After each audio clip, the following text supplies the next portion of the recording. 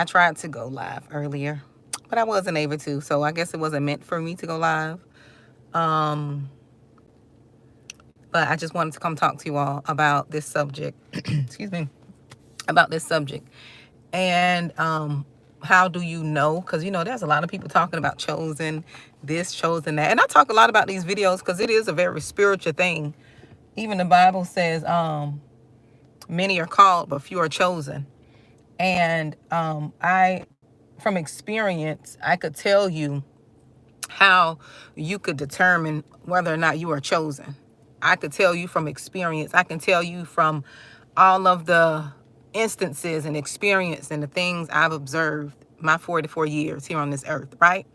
And as a child trying to figure out things, I just came to realization that I'm among the select, okay? Among the select and the elect, okay? And that has nothing to do with religion. See, religion has placed people in a box, and make them feel like if you're not, religious, right? If you're not, when I say religious, like when you're not operating based on man-made rules, okay? That's what I mean when I say religion. The way man say you should do things, not the way God says things should be done. But the way man, these religious activities and religious.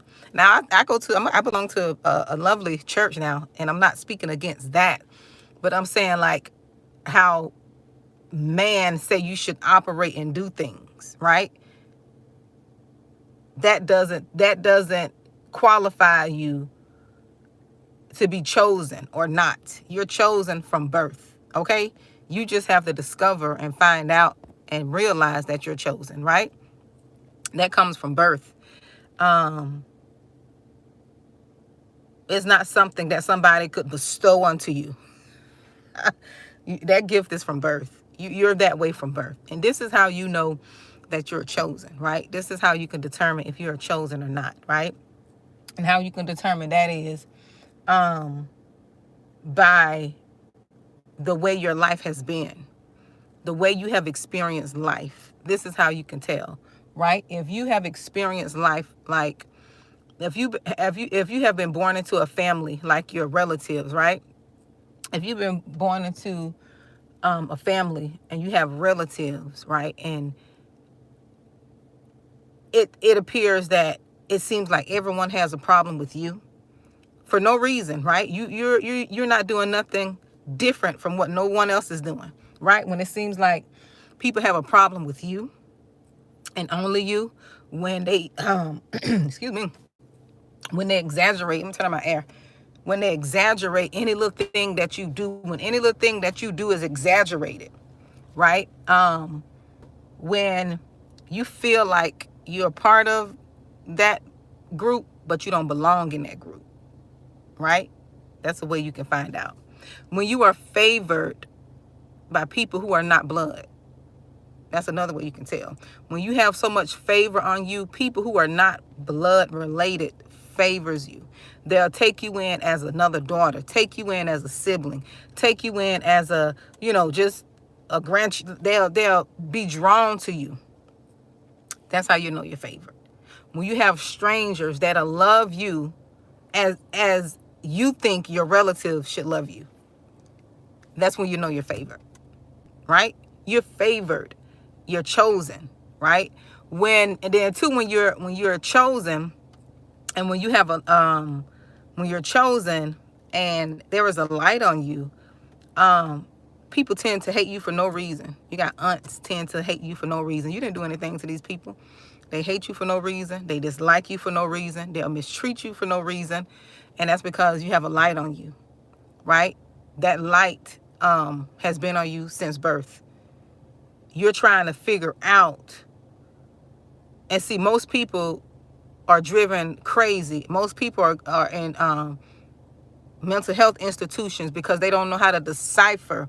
They don't know how to understand their call. They don't know the anointing that they walk in. Because when you're chosen, people will make you seem like you're crazy. And you will feel crazy because you'll see people loving and caring on everyone else, but they mistreat you. You'll see people supporting everyone else, but when it comes to you, they won't support you. And the enemy uses that so you could feel like something is wrong with you, right? The enemy does that so you can feel like something is wrong with you, and nothing is wrong with you, right? The enemy wants you to feel like that. I'm so thankful that I woke up and realized, you know, the call and the light that I had on my life, or I would have been in that number. You know, I would have been feeling as if something is wrong with me. But luckily, I've always been a person that always dealt with the self. I did work on myself. If I feel like something is out of place, I look inward. I don't look to blame anyone else, right? Before I healed, yes, I'll look and be like, oh, they did me like this, they did me like that. And I have reasons to blame other people. But once I start doing the work on myself and start understanding myself on a spiritual level, I'm like, you know what? Okay, this is all me. I could do something about this. I could change this, right? So that's how you know you're favored, right? Sometimes when you're favored, when you're chosen, sometimes when you're chosen, people would try to anoint other folks. You know, that's just like, you know, David and his brothers. You remember David, the shepherd's boy? Because see, the world says you're chosen when you got all of these things. God chooses you by your heart. God chooses you by your he chooses you by your heart, the purity of your heart. He don't choose you by your success, what man says is successful. He doesn't choose you by your degrees and what you have done in the world, the accomplishments, all the travels that you've done. No, God don't choose you by that. He chooses you by your heart. When David was out there in that shepherd's field tending to them sheep, he didn't look the best. You know, he didn't come from the best. His dad put all the brothers above him because the brothers were tall. They looked good. They had this and that. They had everything going on. But that's not how, you know, that's not how it goes, right? That's not how it goes. He chose you by your heart. And what I was saying is people will try to elevate folks and make them anointed. This is how you know you are chosen in your family. And I told you this, when you're not liked, when your blood relatives don't like you, like if a person like you, like when your family like you and they gravitate to people, and they seem to like and adore them and gloat all over them and stuff, you know, you got to be delivered from that, right? But when you see people gloating and worshiping and praising other people, you know, putting them up on a pedestal, you know, you got certain family members that they'll raise up on a pedestal and kind of worship these folks. And, oh, that's my favorite niece, or that's my favorite this, and my niece this, my niece that, or my daughter this. Like the people who they elevate and praise the most, they're not chosen. They want them to be chosen. The people who are chosen are hated. Their relatives hate them for no reason. Oh, that's makeup, honey. Look, Boss Drake, that's makeup, child. This skin under here, I got so much blemishes and stuff under this skin, but that's all right. I still come on here just like that too. I'm just headed to a funeral, so I don't let that bother me. But this makeup got me looking radiant. But thank you. Look, I got hair growing and everything.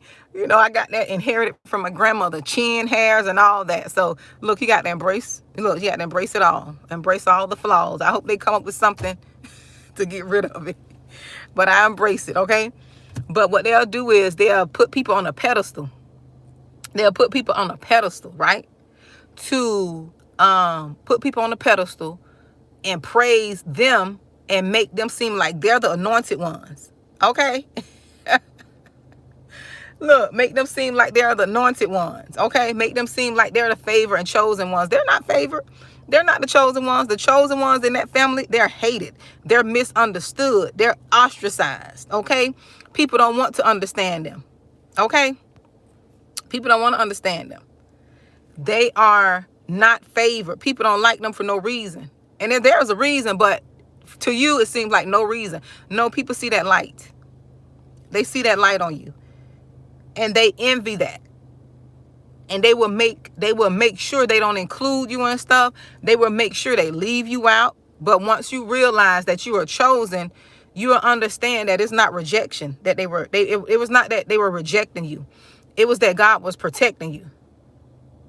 He was protecting you. And that's why you got to do the work on yourself. That's why you can't blame people. You can't keep blaming people for how they're treating you, right? You got to blame yourself for subjecting yourself to it. And sometimes too, right? Sometimes now, let me tell you, sometimes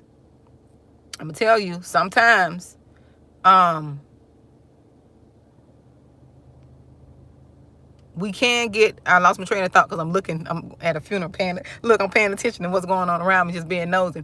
But sometimes you could get so caught up in how people are treating you, and you take it to heart, and you don't know better because you want your relatives to love you. You want them to favor you. You want them to treat you like everyone else. And you do. You're human. You want people to treat you like everyone else. You want people to support you like they do everyone else. But when you're chosen, you're not going to get that. And you have to be okay with that. God will send you people to support you. God will send you people to, to love on you. He'll put you in places where people love on you and care for you, just like your blood relatives. And you got to understand and believe that. It's not fair because he'll send strangers, but we be wanting our relatives to do that, and they're not going to do it.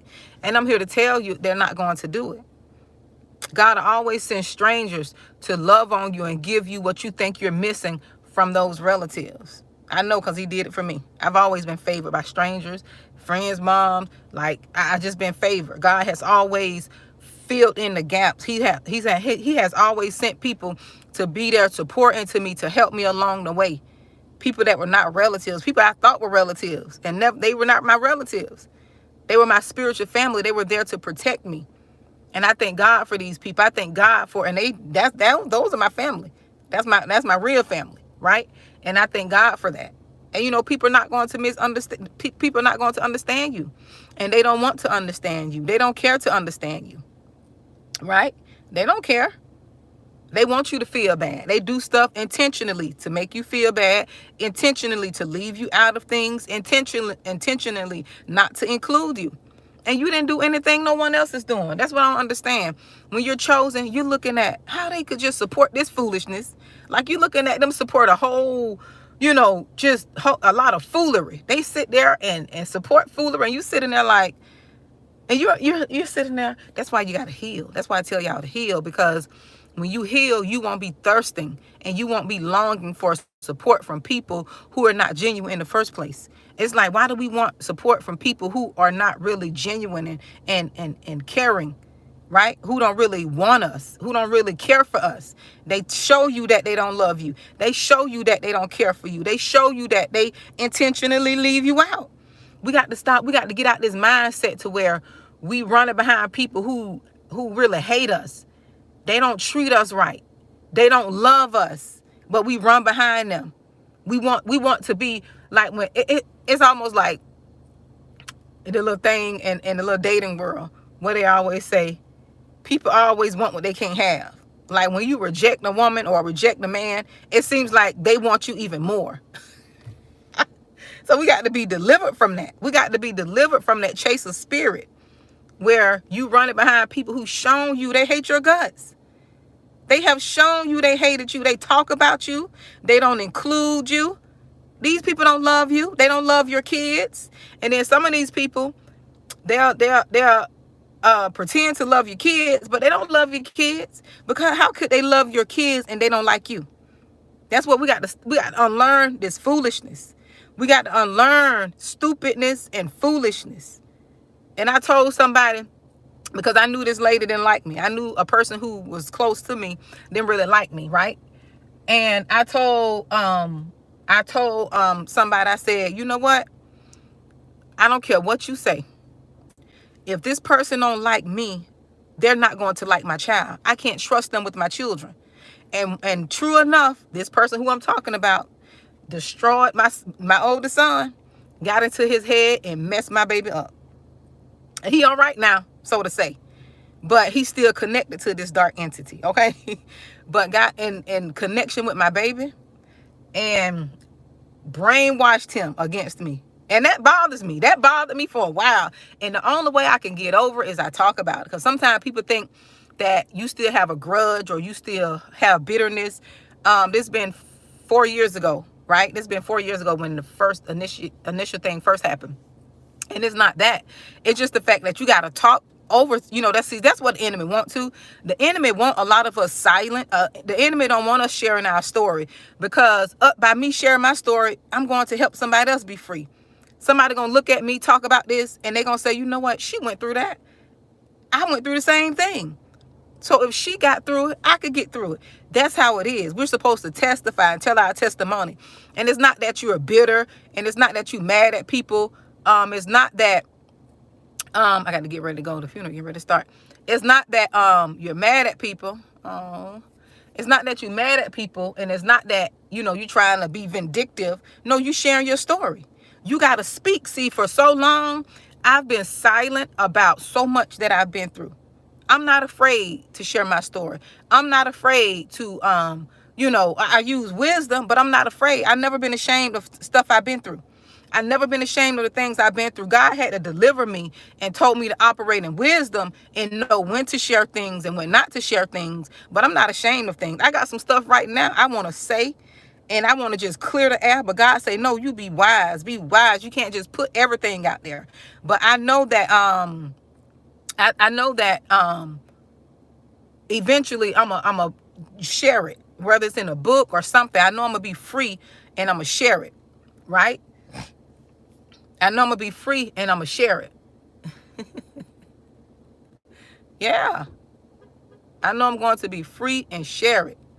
But I gotta go, y'all. The funeral's getting ready to start. But I'm gonna finish this conversation. But just know that when you're favored and when you're chosen, it is not easy to navigate, okay, the anointing when you don't know you have it, when you don't understand the ins and outs. Because people will think they're crazy when they see things. You see what you see. No, they're not including you. Yes, they're talking about you. Yes, they're ostracizing you. You see what you see.